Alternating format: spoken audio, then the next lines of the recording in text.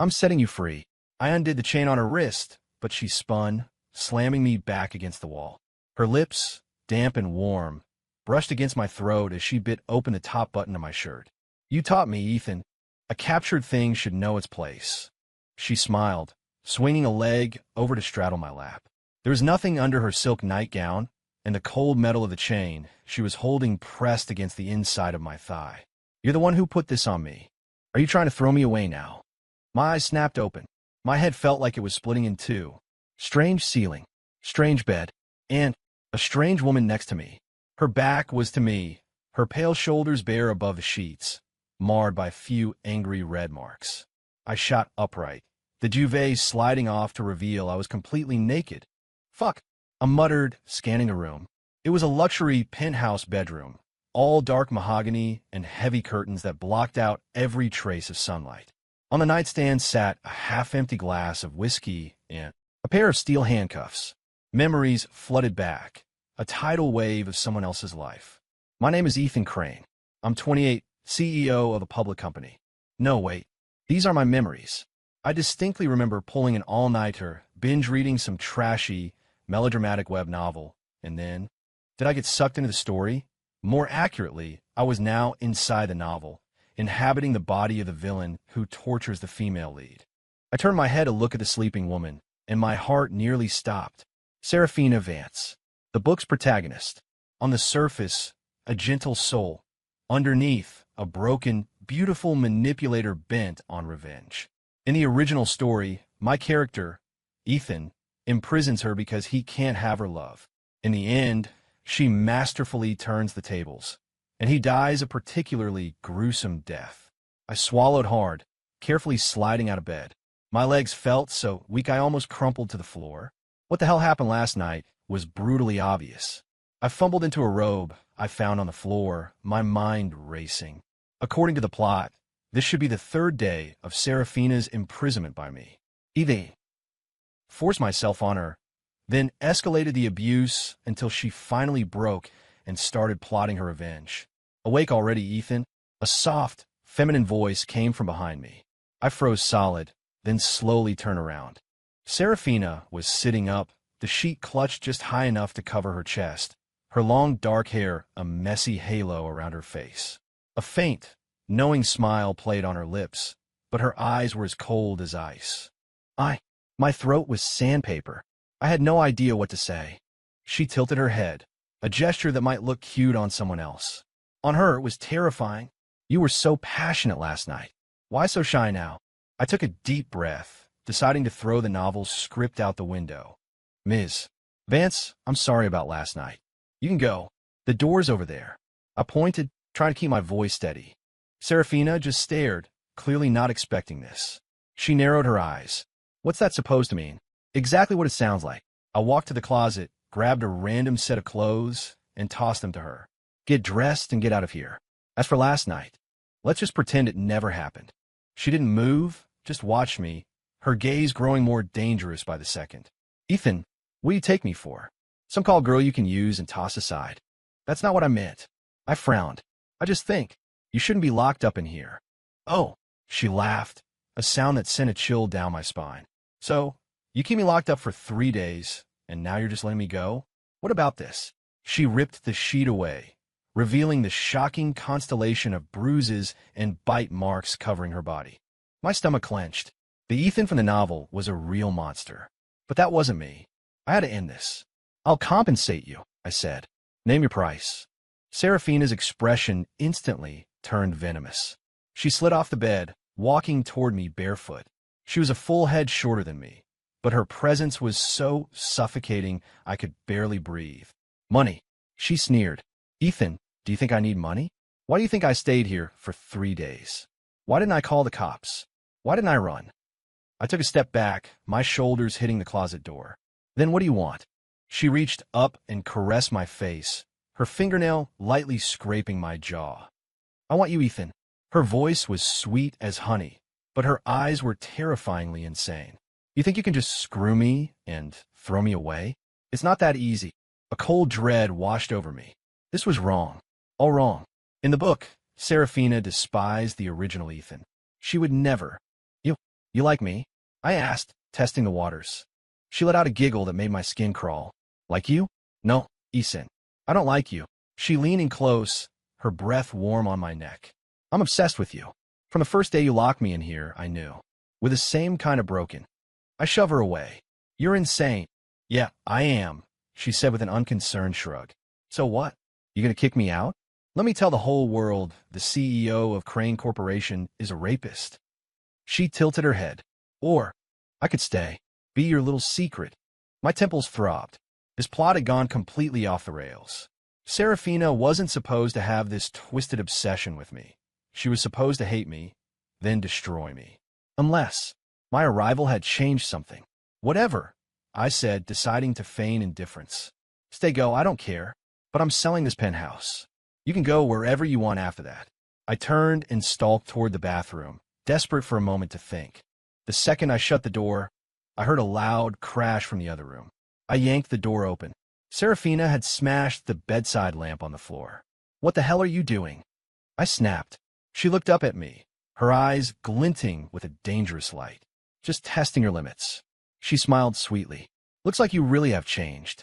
The old you would have had your hands around my throat for smashing a glass. My chest tightened. The original Ethan did have a violent streak, but all I wanted was to get away from this woman. Pack your things. I'll have you driven home in an hour, I said coldly, closing the bathroom door. I splashed cold water on my face, trying to force my thoughts into order. It was bad enough being stuck in the body of a villain, but now I was dealing with a psycho female lead who refused to follow the script. I had to find a way to get rid of her, or she was going to be the death of me. An hour later, I walked out of the bathroom fully dressed. Serafina was sitting on the edge of the bed, wearing a simple white dress. She looked pure, almost innocent, if you ignored the dark bruises on her wrists. I changed my mind, she said, swinging her legs. I'm not leaving. It's not up to you. I pulled out my phone. I'm calling a driver. She lunged, snatching the phone from my hand and sending me stumbling back against the wall. She wrapped her arms tight around my waist, pressing her face into my chest. Don't make me go. Her voice suddenly broke, laced with a sob. I have nothing left. Ethan, I only have you. I stood there, frozen. What new act was this? Serafina, I said, try to push her away gently. What the hell do you want? She looked up, her eyes glistening with actual tears. I want to stay with you. I'll do anything. Just don't throw me away. Crazy. Absolutely crazy. I took a deep breath. Listen, there are no feelings between us. Last night was a mistake. We should. A mistake, she cut me off, her eyes turning dark again. When you were on top of me, telling me you loved me, was that a lie? My scalp prickled. The original Ethan really would say disgusting things like that after his assaults. That was liar, she said, stepping back, her expression hardening. Men are all the same. She suddenly smiled. But that's okay. I'll make you fall in love with me again, Ethan. Just like before. Before? What before? In a novel. We never had a relationship. Think whatever you want. I gave up trying to reason with her and headed for the door. I'm going out. I expect you to be gone when I get back. I practically fled the penthouse. Once I was in my car, I let out a long breath and dialed a number. Dr. Miller, it's Ethan Crane. I need a psych consult. Now. 2 hours later, I walked out of the psychologist's office feeling even worse. Dr. Miller was the only person in this world I trusted, a character who, in the novel, eventually helped Serafina escape my clutches. But now, Mr. Crane, what you're describing has some elements of Stockholm Syndrome, but it doesn't quite fit, Dr. Miller had said, pushing his glasses up his nose. It seems this Ms. Vance had pre-existing psychological issues. Your imprisonment may have triggered some kind of attachment pattern. So what do? Ease her out of your life, slowly, and get her into professional therapy. Whatever you do, don't provoke her. Patients with her profile can be extremely volatile. Ease her out. Did Serafina sound like someone who could be eased out of anywhere? I drove around the city for hours, just killing time. At 9 that night, I finally returned to the penthouse. All the lights were on. I pushed open the door and was hit with the aroma of cooked food. Serafina emerged from the kitchen, wearing an apron, a sweet smile on her face.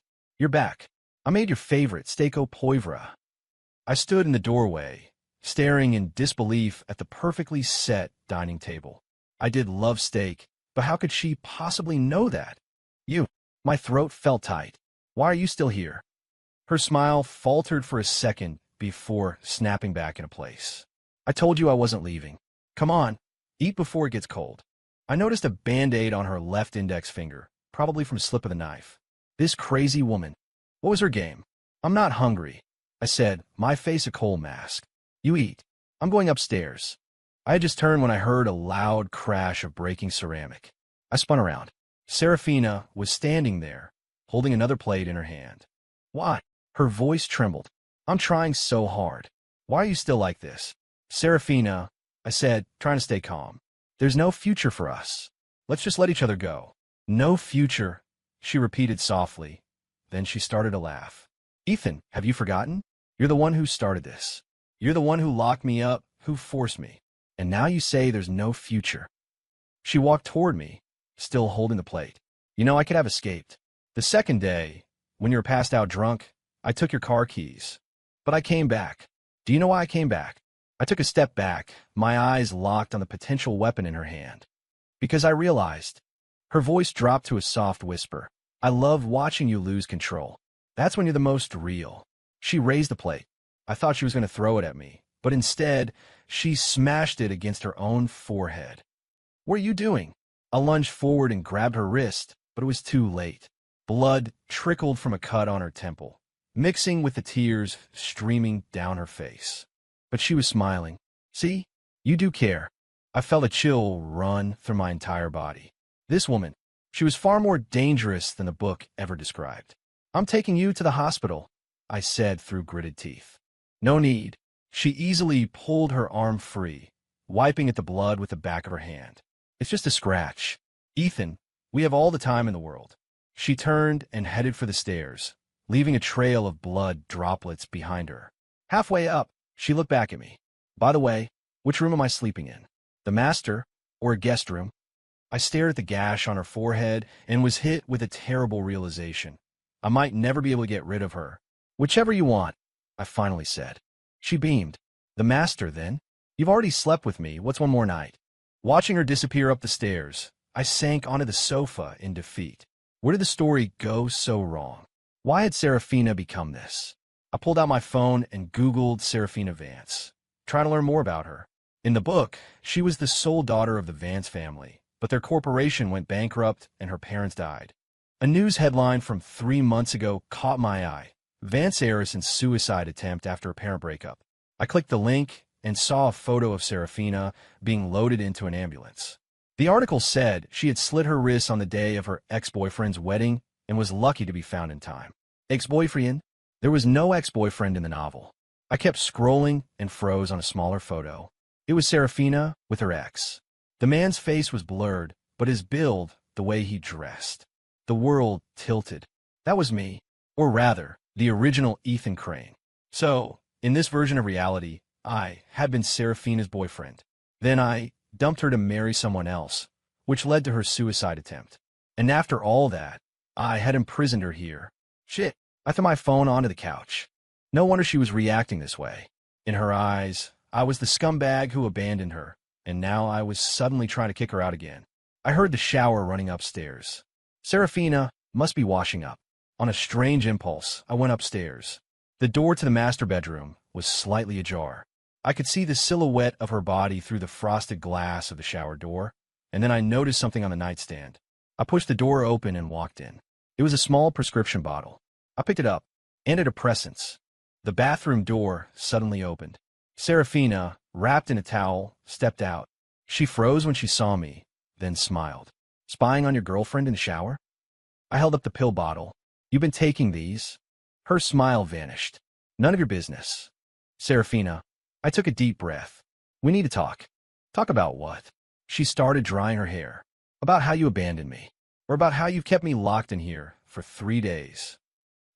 I was speechless. What could I say? That I wasn't the real Ethan Crane? That I was from another dimension? She walked over and took the bottle from my hand. Don't pretend to care, Ethan. I know you think I'm damaged goods. That I'm crazy. She opened the bottle, shook out 2 pills, and swallowed them dry. But it doesn't matter. I'll make you love me again, just like before. Her eyes terrified me. That wasn't love. It was obsession, madness, a desire to burn everything to the ground. Get some sleep, I said, backing away. We'll talk. Tomorrow. She grabbed my hand. Sleep with me. I'm afraid of the nightmares. No. I pulled my hand away. Good night, Serafina. I turned and left, and as I closed the door, I heard the sound of breaking glass from inside. She was smashing things again, but I couldn't deal with it anymore. I went to a guest room, locked the door, and collapsed on the bed. My phone screen was still lit up with that old photo of them together. I stared at it for a long time. Then I noticed the date in the corner, 3 months ago. So, Serafina's suicide attempt was 3 months ago, and my imprisonment of her was just these last 3 days. What happened in between? I started searching again and finally found a clue in a gossip column. Crane Corporation CEO Ethan Crane collapses from heart attack on wedding day. Wedding canceled, fiancé leaves country. A heart attack? I put a hand on my chest. I felt fine, but the article included a picture, and it was definitely me being loaded into an ambulance. So the timeline was 3 months ago, I dumped Serafina to get married. She tried to kill herself. On the wedding day, I had a heart attack. After that, I kidnapped her and locked her in the penthouse. But why? Why would I imprison her after having a heart attack? Something else must have happened. As I was about to search more, I heard footsteps outside my door. Serafina, the footsteps stopped right outside. Then a soft knock. Ethan. Her voice was thick with tears. I had a nightmare. Can I please come in? I held my breath, saying nothing. Please. Her voice grew fainter. I am scared. I forced myself to stay silent. After a few minutes, the footsteps shuffled away. I let out a breath of relief, but then I heard glass shattering downstairs. I jumped out of bed and ran out of the room. Downstairs, the kitchen window was smashed, and Serafina was climbing out through the broken frame. Serafina! I sprinted and grabbed her by the ankle. What are you doing? She looked back at me, her face covered in tears. You don't want me, right? So I'm leaving. It's the middle of the night. I stopped, my eyes fixing on a fresh, bloody line on her right wrist. She'd cut herself again. Damn it. I yanked her back inside, scooped her up, and ran for the garage. Hang on. I'm taking you to the hospital. She gave a weak smile in my arms. You do care about me. Shut up. I roared, my heart hammering against my ribs. In the stark light of the garage, her face was deathly pale, blood dripping from her wrist onto the concrete floor. I put her in the passenger seat and slammed on the gas, peeling out onto the street. In the rearview mirror, I saw her slumped against the seat, her eyes half closed. Serafina, don't you dare fall asleep. Do you hear me? I slapped her cheek. Her eyes fluttered open. Ethan, if I die, will you remember me? You're not going to die.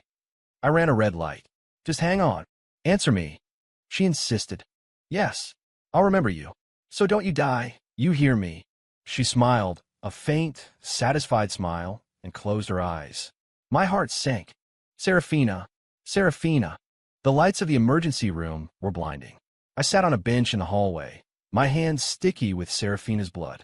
I couldn't seem to get the feeling off me. Mr. Crane, a nurse approached me. The patient is stable. The cut wasn't deep. It was mainly blood loss and the effect of her medication. I let out a shaky breath. Can I see her? In a moment. The doctor is just finishing up. Would you like to? She gestured toward my clothes. I looked down. My white shirt was covered in large, dark red splotches. Where's the restroom? 10 minutes later, I had cleaned up as best I could and returned to the ER. The doctor was just stepping out from behind curtain. The patient is emotionally unstable, he said in a low voice. We've given her a sedative. Are you her friend? I said, the word tasting like a lie. The doctor gave me a long, knowing look. She has old scars on her wrists. Idę recommend a psychiatric referral. As the one who brought her in, I have to be clear. If something like this happens again, the hospital is obligated to report it to the police. My chest felt tight. I understand. You can see her now, but don't agitate her. I nodded and pulled back the curtain. Serafina was lying on the gurney, her left wrist wrapped in thick gauze, her right arm hooked up to and fore. The sedative seemed to be working. She looked calm, her face as pale as the sheet she was lying on. Are you satisfied? I asked, my voice hoarse as I pulled a chair to her bedside. She opened her eyes slightly, a weak smile playing on her lips. You're still here. What? You thought I'd just dump you at the hospital and leave?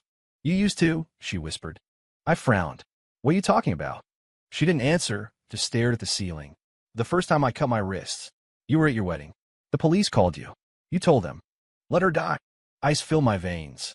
This was the original Ethan's sin, and now I was paying the price. Serafina. I started, struggling for words. About the past. She reached out with her good hand, her fingertips lightly touching my lips. Don't say you're sorry. It sounds so fake. I took her wrist. Listen to me. I'm not going to abandon you again. But you have to promise me you won't do this stupid shit anymore. Her eyes suddenly lit up.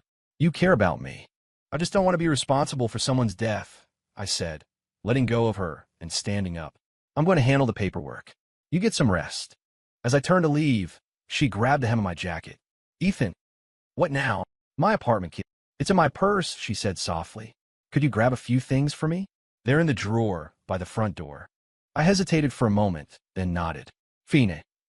At the nurse's station, I collected Serafina's belongings. Inside her small purse were her phone, wallet, and keys. Tucked into her wallet was a photograph. I pulled it out. It was a picture of the original Ethan and Serafina. She was smiling, radiant, while he had an arm around her, his expression unbelievably tender. It didn't match the fragmented memories I had of him at all. In my head, he was all about conquest and cruelty. I flipped the photo over.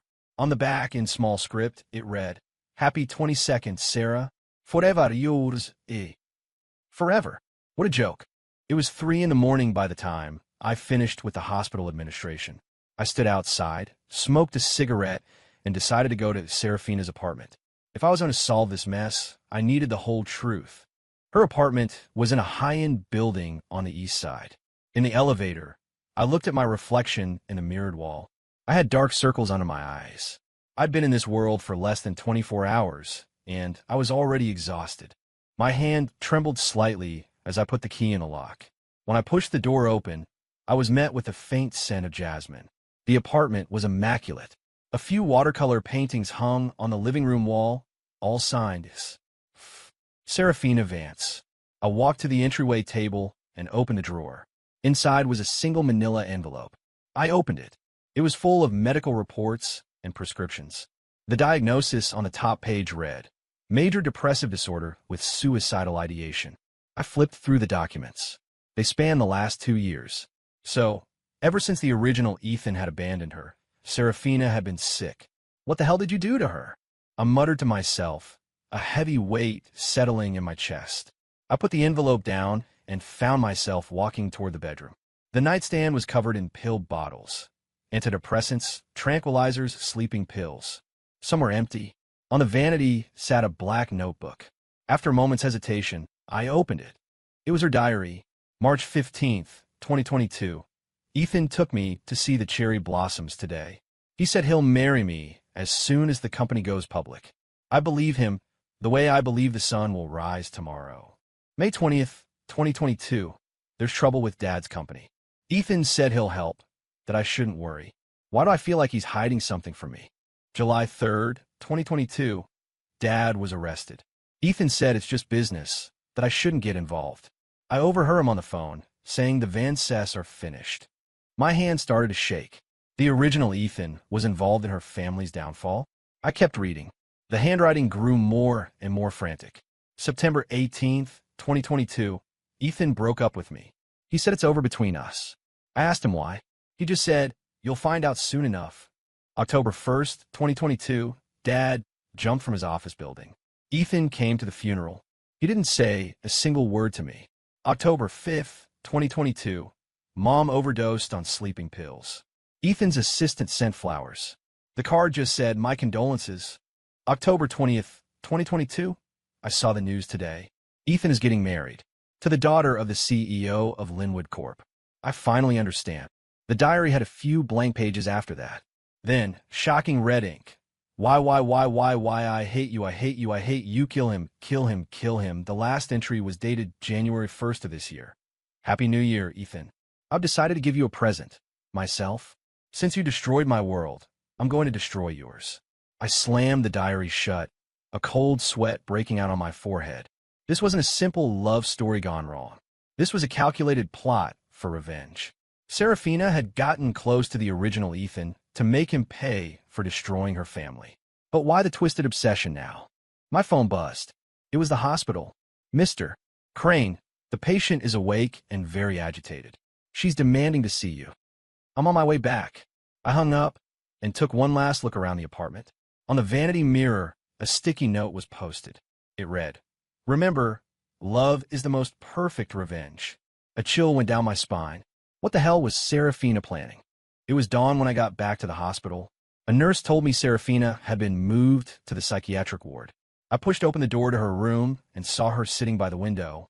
The morning sun cast a golden glow on her profile, making her look unreal, ethereal. "You came back," she said, turning her head. Her smile was so sweet, you'd think last night's suicide attempt was just a bad dream. I held up the diary. "I read this." Her smile didn't waver. "Did you enjoy it?" "Serafina," I said, walking toward her. "What is your game? Is this revenge or what?" she asked, tilting her head like an innocent child. "You hate me. Hate the original. Hate Ethan Crane for destroying your family. So why are you still in love with you?" She laughed. "Oh, Ethan, you're so naive. Hate and love are two sides of the same coin." She stood up and placed her fingers on my chest. "I hate you for taking everything from me, and I love you for the pain you gave me. That pain is the only thing that makes me feel alive." I grabbed her hand. "So, you got close to me for revenge?" At first, she admitted freely, but then I realized the best way to torture you would be to make you fall in love with me, and then destroy that love. "Then why did you try to kill myself?" She pulled her hand back and looked out the window. "Because on your wedding day, when you had that heart attack, and they said you might not make it, I suddenly realized if you died, where would all my hate go?" Her voice was as light as a feather. "More than wanting you dead, I wanted you to live in misery." I was speechless. Her logic was so twisted it was almost brilliant. "And then you kidnapped me." She turned, a dangerous glint in her eye. "No, you kidnapped me. After you got out of the hospital, you were like a different person. You broke into my apartment, said you couldn't let me out of your sight, and then you took me to that penthouse." My mind raced. So, the timeline was the original Ethan destroyed her family, dumped her, had a heart attack, and then completely changed, he imprisoned her. And that's when I arrived. "And these last 3 days, you were like a madman," she whispered, "saying I was yours, that you'd never let me go again. And then last night, you suddenly tried to kick me out." She narrowed her eyes. "Why, Ethan? Why the sudden change?" My throat was tight. She was terrifyingly perceptive. She leaned in, her lips almost brushing my ear. "Don't explain. It's more fun this way. Like a game, to see who breaks first." I stepped back. "This isn't a game, Serafina. You need professional help." "I need you," she said stubbornly. "Only you can fill this hole inside me."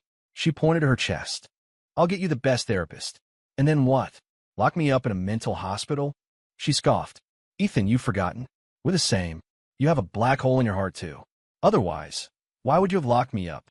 I couldn't argue with that. The original Ethan was a monster, but I wasn't. And how could I explain that to her? "Get your things," I finally said.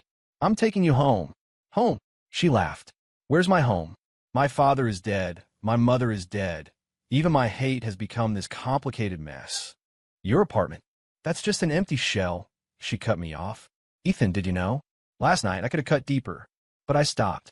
Do you know why?" I shook my head. "Because I wanted to see." She reached up and caressed my face. "Just how much this new version of you cared if I lived or died." I grabbed her wrist. "Stop playing these games. Then play a different one with me." She moved closer, her lips almost touching mine. "Like, pretending you still love me." I shoved her away. "Enough. Serafina, there is no love between us. We just hurt each other. This ends now."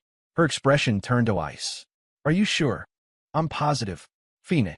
She nodded and suddenly started unwrapping the gauze on her wrist. "What are you doing?" I lunged to stop her. "Giving you what you want," she said with a sweet smile.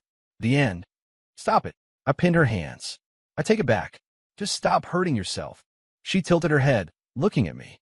"Then, tell me, What is there between us? I scramble for the right words. There's a complicated past, and a relationship that needs time to be figured out. Very corporate, Mr. Crane, she said mockingly, but she stopped trying to remove the bandage. Fine, I'll give you time, but don't make me wait too long. I let out a long breath and released her. I'm going to get your discharge papers. I stepped out of the room and leaned against the wall, my legs weak. This woman was a walking time bomb. When I got back, Serafina had changed into the clothes the nurse had found for her, scrubs and a jacket. She was sitting on the bed, swinging her legs like a little girl waiting for her parents. Ready to go? She asked, looking up at me. I nodded and handed her a paper bag. Your things. She took it, rummaged inside, and pulled out her phone. The moment she turned it on, it lit up with dozens of missed calls and texts. She cleared them all without looking and tossed the phone back in the bag. Don't you care who was trying to reach you? I asked. Besides you, who else would care if I lived or died? She said dismissively, then stood up. Let's go, Mr. Crane. In the hallway, a nurse handed me a sheet with instructions and a prescription. Make sure she takes her medication. Follow up in a week. Keep the wound dry. Serafina nodded obediently through it all, the model patient. I knew it was all an act. Your car is in the parking garage, the nurse said to me. Keep a close eye on her. Don't let. I know. I cut her off, not wanting to discuss Serafina's suicide attempt in front of her. Outside, the bright sunlight made me squint. Serafina took a deep breath. The taste of freedom. You're free to go whenever you want, I stressed. She smiled. Am I? Then why are you still holding my hands so tightly? I looked down and realized I'd been gripping her wrist as if I was afraid she'd bolt. I awkwardly let go, but she just looped her arm through mine. Relax, she whispered in my ear. At least in public. Try to look like you like me. In the parking garage, I buckled her seatbelt for her. I want ice cream, she said suddenly. What? Strawberry, she said, blinking up at me. They have it at the convenience store next to the hospital. I sighed, turned off the engine, and got out of the car. When I came back with the ice cream, I found her staring blankly at her phone. Here. Thanks. She took it and began to lick it slowly. Ethan, do you believe a person can just change? My heart seized. What do you mean? Like, she licked a drop of melted cream from the corner of her mouth. A cold-blooded monster suddenly growing a conscience? Maybe, I answered carefully. Then why do you think that happens? She asked, turning to face me, her gaze sharp. A change of heart? Or a change of soul? My fingers tightened on the steering wheel. What are you trying to say? Nothing, she said, turning back to her ice cream. Just curious? You've changed so much. I started the car, not saying another word. Does she know? Are you taking me back to my apartment? She asked. Yes. And then what? Then I'm going to the office. And then you're never going to see me again? She cut me off. I was silent for a moment. Serafina, we both need to cool off. I am cool, she said calmly. I'm coolly deciding that if you walk out of my apartment today, I'm going to jump off the balcony. I slammed on the brakes. The car screeched to a halt in the middle of the road. A car behind me laid on its horn, swerving around us as the driver flipped me off. Are you insane? I hissed, turning to glare at her. I've been for a long time, she said with a smile. You read my diary. You should know that. What the hell do you want from me? It's simple, she said, holding up one finger. 24 hours. Give me one day. No running, no hiding. Just stay with me. And in return, I promise I won't try to kill myself for a week. And after a week, we negotiate a new deal, she said, tilting her head. What is the great Mr. Crane too busy to spare me 24 hours? I started the car again, my mind racing. 24 hours in exchange for her safety for a week. It sounded like a good deal, but who knew what she would do in that time? Deal, I finally said, but on one condition. No hurting yourself, and no hurting me. Deal, she said, smiling like a child who had just been given candy. Back at her apartment, Serafina went straight to the bathroom. I need a shower. I stink of hospital. You're wound. I'll be careful, she said, closing the door before poking her head back out. No peeking, though I guess you've already seen everything. I sat on the living room couch, listening to the water run, every nerve on edge, terrified the sound would suddenly stop, followed by a thud. But nothing happened. 20 minutes later, she emerged in a bathrobe, her hair dripping wet. Dry my hair for me. She held out a hairdryer. I hesitated, then took it. She sat on the coffee table in front of me, her back to me. I turned on the dryer, running my fingers through her long, dark hair. It was soft as silk and smelled of jasmine. You used to do this for me all the time, she said suddenly. My hand paused. I did. Before my dad's company went under, she said softly. You were so good to me back then. So good I actually believed you loved me. I didn't know what to say, so I just kept drying her hair. Ethan, she said, turning her head so the warm air brushed against her cheek. And this is a big if you really were a different person now, do you think you could fall in love with me? I turned off the dryer. The silence in the room was deafening. Serafina, never mind. Don't answer, she said, standing up and taking the hairdryer from me. I'm going to get changed. Then we're going out to eat. I am Stadavan. She disappeared into the bedroom. I let out a long breath and checked my phone. My assistant at Crane Corp had sent me over a dozen emails asking where I was. I sent a quick reply, saying something had come up and I'd be in touch tomorrow. As I was about to put my phone away, a news alert popped up. Crane Corp stock plummets amidst rumors of CEO's mental instability. I opened it. It was a gossip piece mentioning that witnesses saw Ethan Crane yelling hysterically in a parking garage before forcibly dragging a woman into his car. The accompanying photo was blurry, but it was clearly me, taking Serafina to the hospital last night. Shit, I muttered. This was a mess. What's wrong? Serafina asked, stepping out of the bedroom. She was wearing a pale blue dress and looked so fresh and lovely. You'd never guess she was the kind of person who would slit her wrists. Nothing. I locked my phone. Where do you want to eat? She tilted her head, thinking, how about that little Italian place near the university? Are you sure? I remembered that place from the original Ethan's memories. It was where they had their first date. Why not? A little nostalgia trip, she said, smiling as she took my arm. Let's go, Mr. Crane. The restaurant was loud and crowded. We found a table in a corner, and Serafina ordered without even looking at the menu, picking all of the original Ethan's favorites. You remember, I said, unable to stop myself. Of course I remember, she said, resting her chin on her hand as she looked at me. You love spicy food, but you can't handle it, so you always have to order 3 beers. The waiter brought our food. Serafina served me a piece of lasagna. You always said their lasagna was the best in Chicago. I stared at my plate, suddenly struck by a terrible thought. She remembered every single detail about the original Ethan, and I knew nothing. I was playing a part, and I was doing a terrible job of it. Why aren't you eating? She asked. Serafina, I said, putting down my fork. Let's stop pretending. You know I'm not. Not what? She asked, her eyes locked on mine. Not the same Ethan Crane I was before. She laughed. Of course I know that. The old Ethan would have never taken me to the hospital. He wouldn't have read my diary. And he certainly wouldn't have agreed to spend 24 hours with me. She leaned forward. So who are you?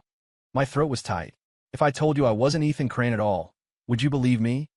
No, she said simply.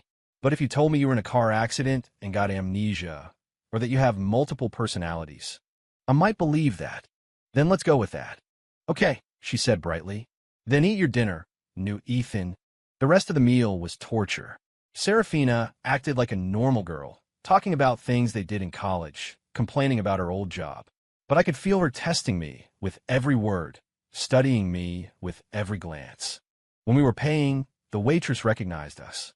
Mr. Crane is Vance. It's been so long. Serafina smiled sweetly. Yes, it has. Are you two back together? The waitress asked.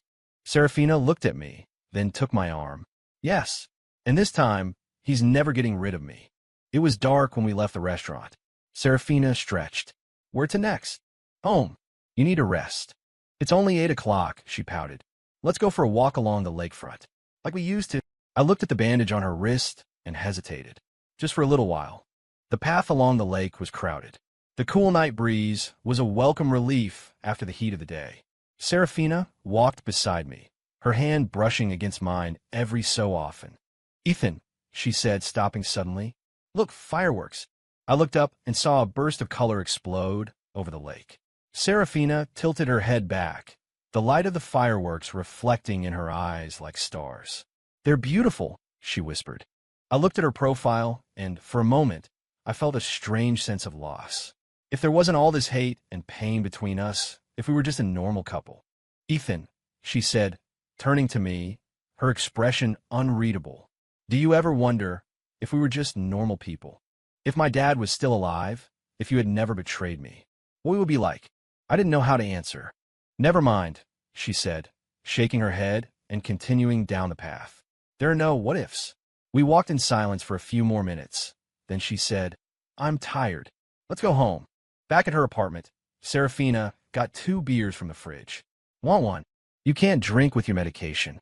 Oh, right. She put the beer down and looked at me, tilting her head. Then, movie. Serafina, I sighed. Stop stalling. Go to bed. But our 24 hours aren't over yet, she said, glancing at the clock. We still have 6 hours. I'll watch you fall asleep. That counts. She stared at me for a few seconds, then smiled. Okay. In the bedroom, Serafina changed into her pajamas and got into bed. I sat in the chair beside the bed like a night nurse. Tell me a story, she said, her eyes wide. What kind of story? Anything. A fairy tale. I racked my brain and started telling her the story of the Little Prince. When I got to the part where the prince leaves his rose, Serafina interrupted me. Do you think the rose loved the prince? I guess so. Then why did she hurt him? Prick him with her thorns, say mean things to push him away? Because, I said, choosing my words carefully, sometimes we hurt the people we love because we don't know how to tell them we need them. She nodded thoughtfully. Keep going. I continued the story, my voice getting softer and softer. After a few minutes, her breathing became slow and even. She was asleep. I stood up quietly, planning to spend the night on the couch. As I turned to leave, I heard her whisper, Don't go. You're awake? I was asleep. Then I woke up, she said sleepily. The floor is more comfortable than the bed. I looked and saw she had moved to the far side of the king-sized bed, leaving half of it empty. Serafina, just for tonight, she said, her eyes opening, suddenly wide awake. I promise I won't do anything. I hesitated, then laid down on top of the covers as close to the edge of the bed as I could get. Thank you, she whispered, then turned her back to me.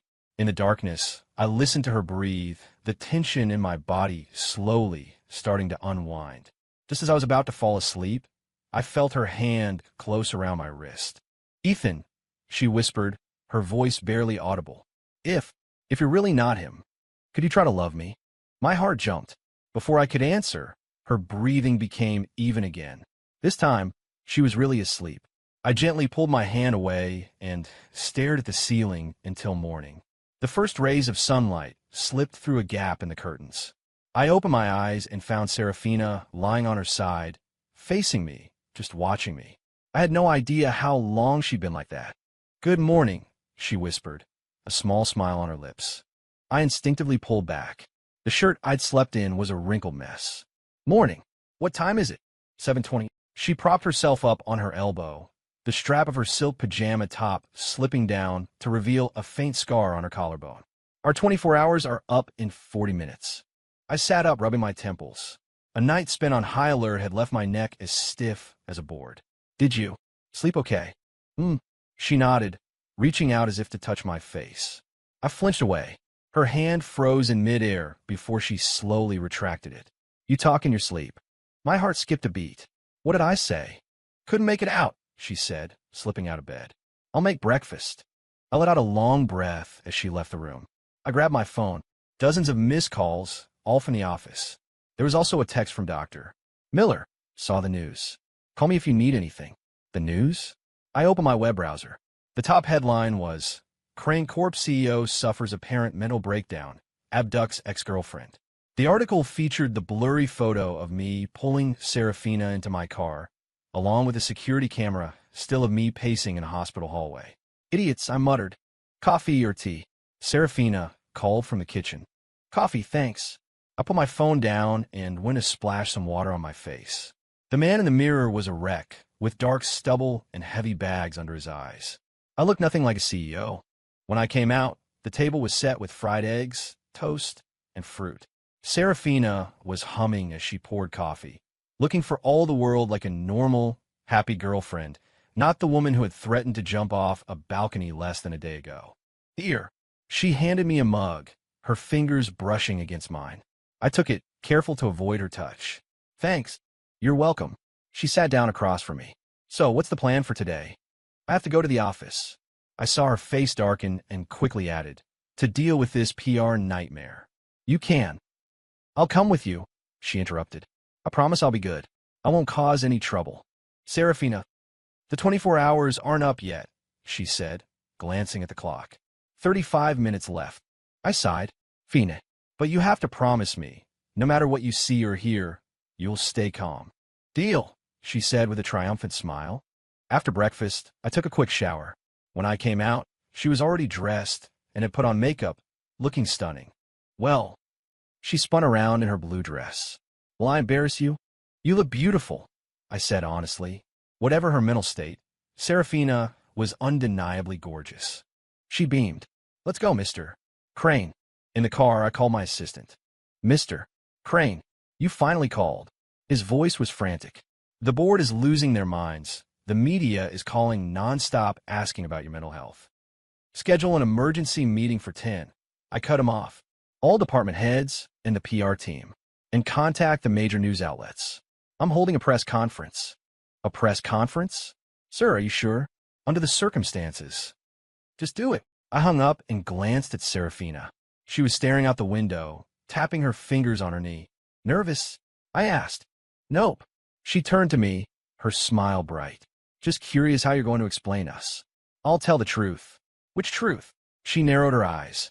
Though we have a passionate, toxic relationship version, or that she's a crazy stalker version? Neither. I gripped the steering wheel. I'm going to tell them we had a misunderstanding that we are now resolving. So diplomatic, she said with a laugh. Fine. I've got plenty of time to wait for the real truth. The lobby of the Crane Corporation building was already swarming with reporters. I took the private garage entrance, leading Serafina to the executive elevator.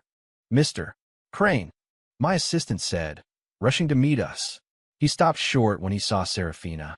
And this is Ms. Vance, a friend, I said curtly. Find a lounge for her to wait in.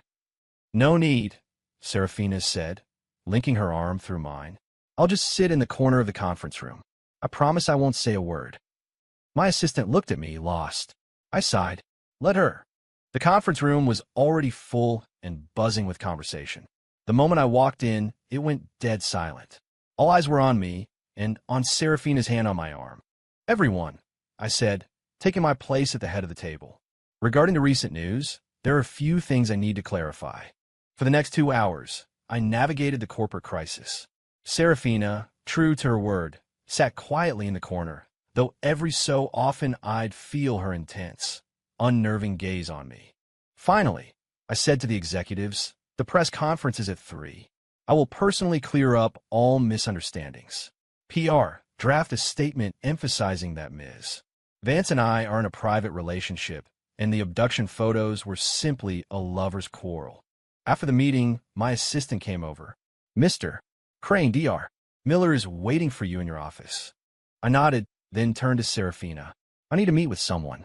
Why don't you? I'll come with you, she said, standing up immediately. It's a private conversation. Then I'll wait outside the door, she said stubbornly. Defeated, I led her to my office. Dr. Miller was standing by the window. When he saw us walking together, he frowned. Ethan, he said, walking toward me. Are you all right? I'm Fine. I shook his hand. This is Serafina Vance. A pleasure, Dr. Miller said, then turned back to me. We need to talk. Alone. I looked at Serafina. She pouted. Fine, I'll be in the lounge. But don't be long. She gave my watch a meaningful look. Our time is almost up. The moment the door closed, Dr. Miller demanded, What are you doing? The media is saying you're having a breakdown, and you bring her into the office. It's complicated. Is she blackmailing you? He asked in a low voice. I can make a call. Have her committed. No. I cut him off. Don't do that. She needs help, but not that. Dr. Miller stared at me. Ethan, you've changed. The man I knew would never. The man you knew is dead, I blurted out. He blinked. What? I took a deep breath and decided to take a gamble. Dr. Miller was the only person in this world I could trust. Dr. Miller, if I told you, I'm not the real Ethan Crane, would you believe me? What are you talking about? Are you having a psychotic break? Dissociative identity disorder. I mean it literally. I'm from another world. I woke up in this body. The original Ethan is gone. He died during that heart attack. Dr. Miller's expression shifted from shock to concern. Ethan, the stress is clearly getting to you. I know how it sounds, I said with a humorless laugh. But I can prove it. The truth about his relationship with Serafina, how he destroyed her family. And I lowered my voice, the fact that you're in love with him. The color drained from Dr. Miller's face. How did you know about me? Because I inherited some of his memories, but not all of them. I need your help. Serafina, she hates him, and now she's projecting that hate onto me. I don't know what to do. The office door was suddenly pushed open. Serafina stood there, her face as white as a sheet. Ms. Vance, Dr. Miller said, standing up. We were talking. I heard everything, she whispered. You said, you're not Ethan. I froze, my mind blank. You said, he's dead. She took a shaky step forward. The man who destroyed my family. He's just dead. Serafina. I stood up, but I didn't know what to say. Liar. She grabbed a vase from my desk and hurled it to the floor. How could he just die? I haven't. Her voice broke, and she crumpled to the floor as if her bones had dissolved. Dr. Miller rushed to her side. She's fainted, he said, looking up at me. Should I call an ambulance? No. I knelt down and lifted her into my arms. Is there a room she can rest in? Dr. Miller led me to a small lounge next to my office. I laid Serafina on the couch. Her face was pale, her breathing shallow. She needs a sedative, Dr.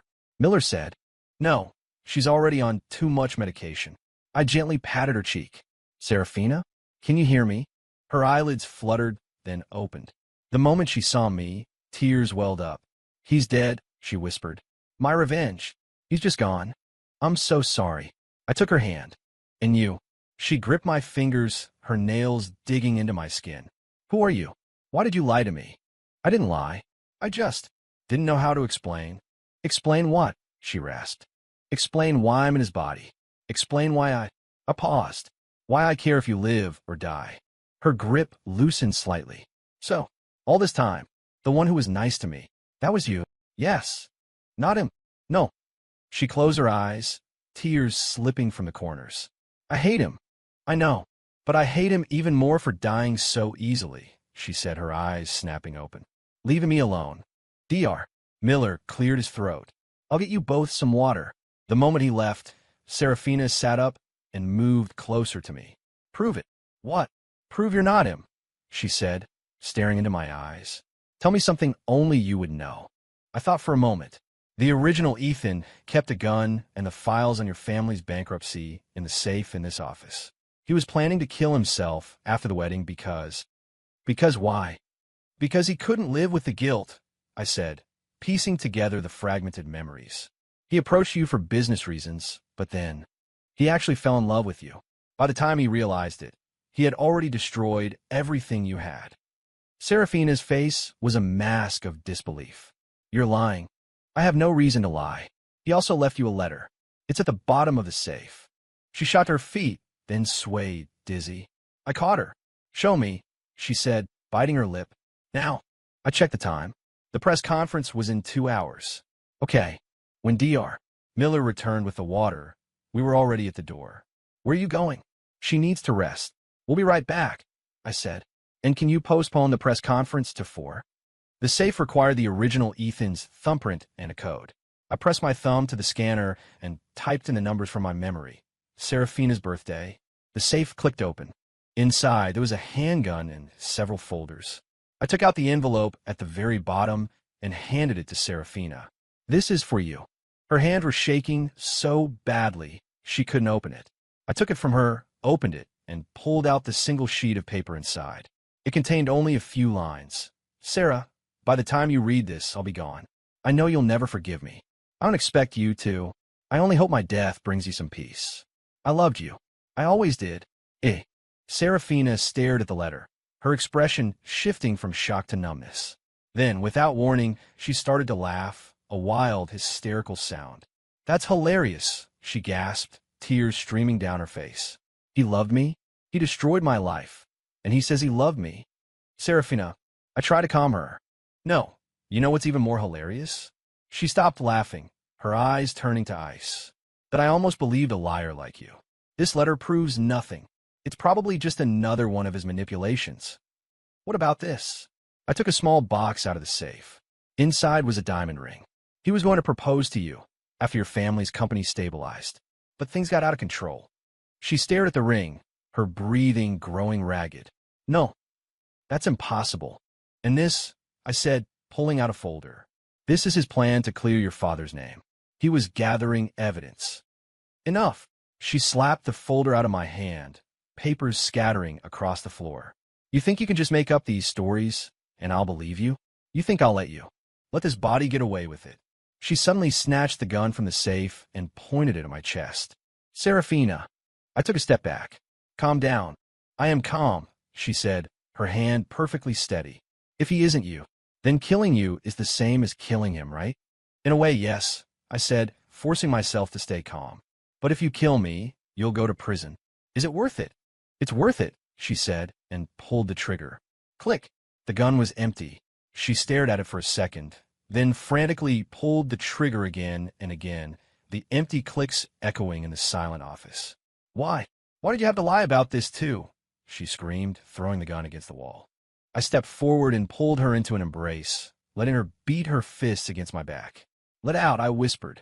You've been holding it in for too long. Her punches slowed, then stopped. She clung to my shirt, sobbing silently. I gently stroked her back until her tears subsided. I hate him, she whispered against my shoulder. I know, and I hate you. I know. But most of all, she said, looking up at me, her eyes red and swollen. I hate that I'm a little bit glad that you're not him. My heart clenched. I didn't know what to say. So, she said, wiping her tears, are you going to pay for his sins? No, I said, shaking my head. I'm not him. I'm not responsible for what he did. But I do want to, in my own way, help you move on.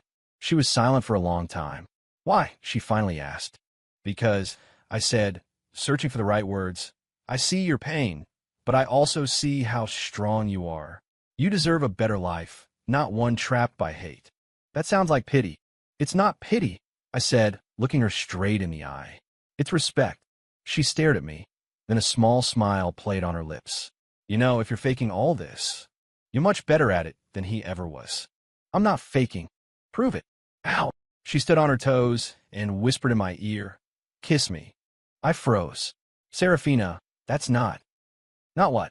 Not appropriate, she said, stepping back, her expression mocking. Then tell me what is real.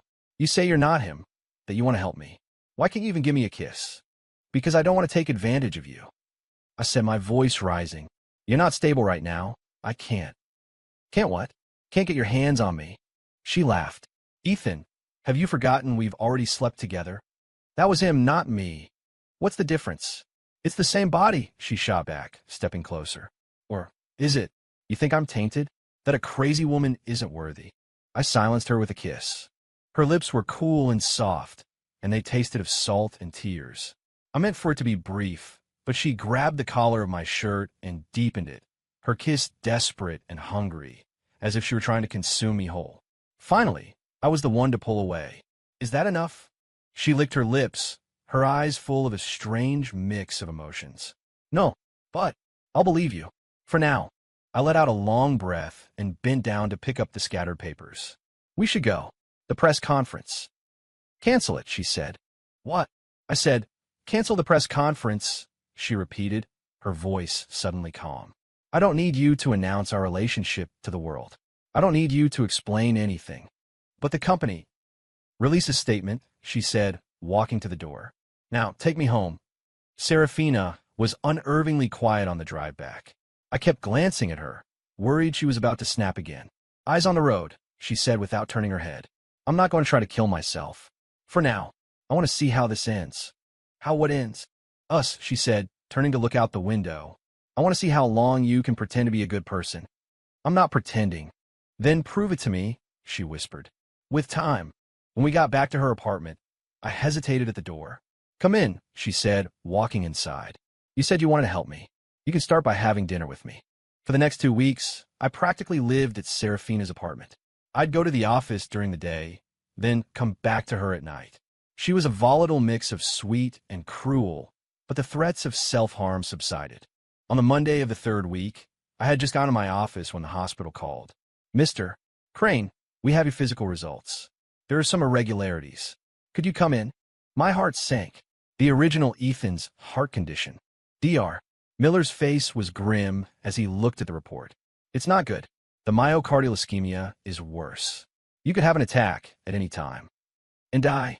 I asked calmly. He nodded. You need to be admitted immediately. How long do I have? It's hard to say. A few months, maybe. Or it could be tomorrow. I had a laugh. Of all the bodies to get stuck in, I got one that was dying. Don't tell Serafina, I said. Ethan, Dr. Miller said, hesitating. About what you told me. About coming from another world.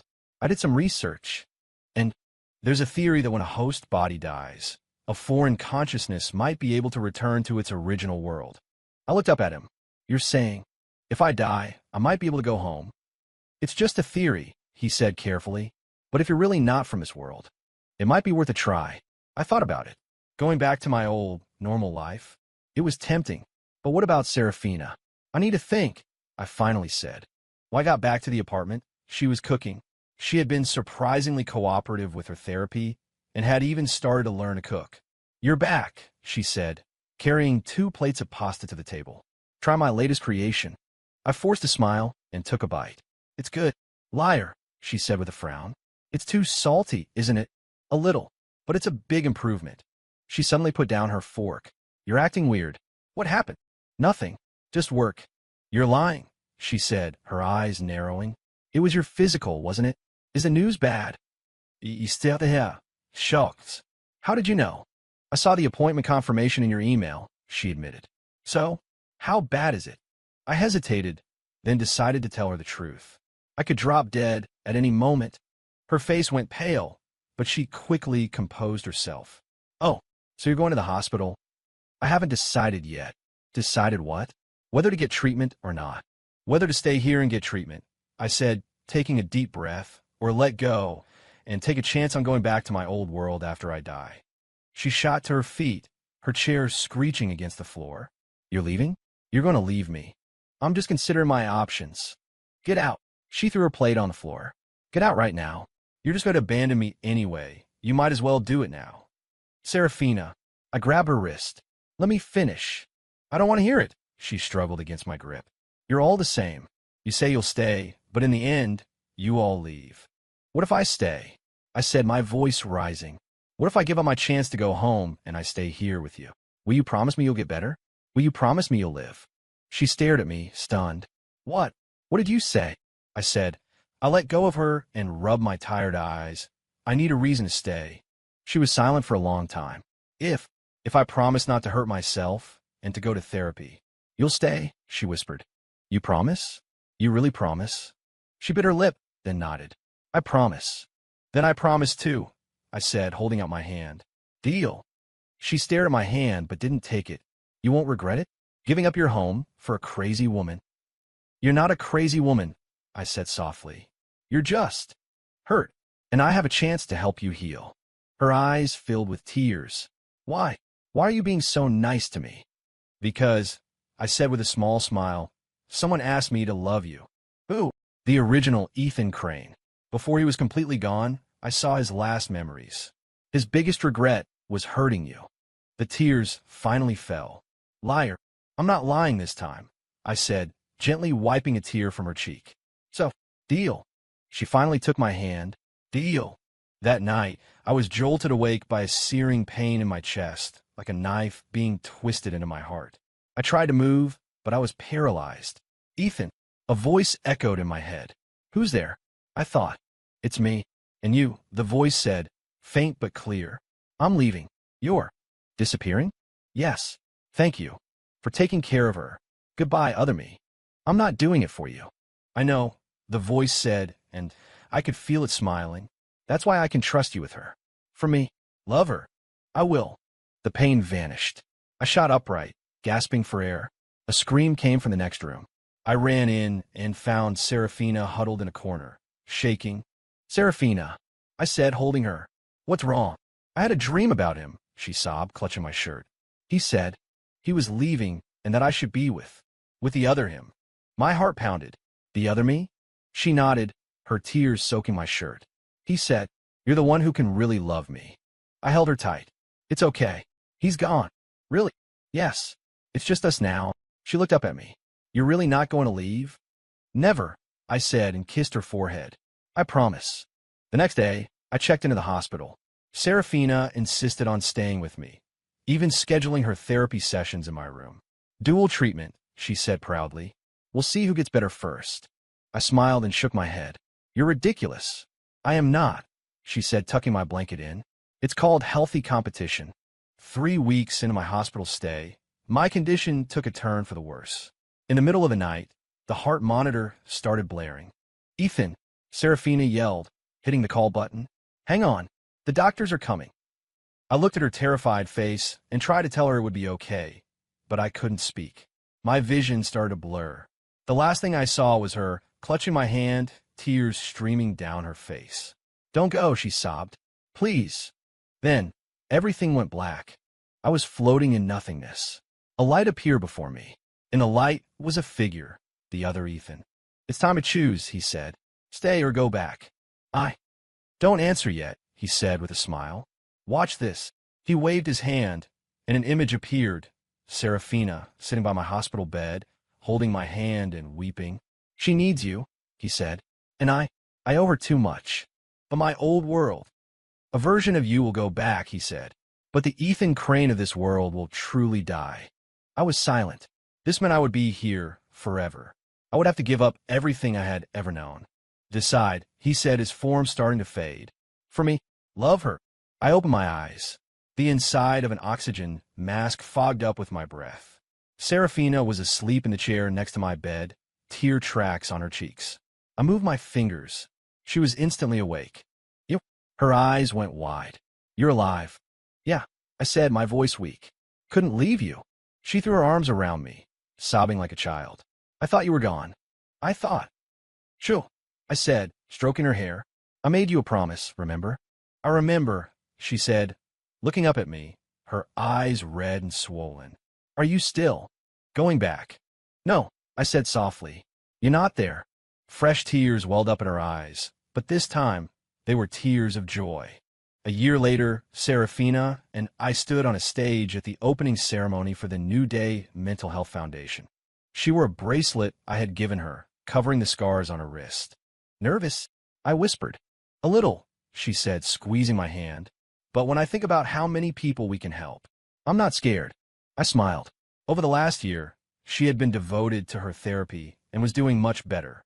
And after my heart surgery, I had made a full recovery. "Mr. Crane," a reporter said, "what was your inspiration for starting this foundation?" I looked at Serafina. She nodded at me. "To help people who, like us, were once lost," I said. "Pain doesn't have to be a solitary experience. After the darkness, there's always a new day." Serafina smiled and added, "And sometimes, all you need is for someone to love you through the night." The reporter scribbled down her words, probably not understanding their full meaning. But I did. Just like I understood, in that hospital room, the real reason I chose to stay. It wasn't because of a promise to a ghost. It wasn't out of pity or a sense of responsibility. It was because beneath all the pain and madness, I had seen the light in her soul. Broken but beautiful, scarred but still desperate for love. Just like she said, love is the most perfect revenge. And our love had finally conquered hate, healing us both. "Let's go," I said after the ceremony, taking her hand. "Let's go home." "Yes, home," she said, leaning her head on my shoulder. The sun cast our long shadows behind us, and they melted together until you couldn't tell where one began and the other ended.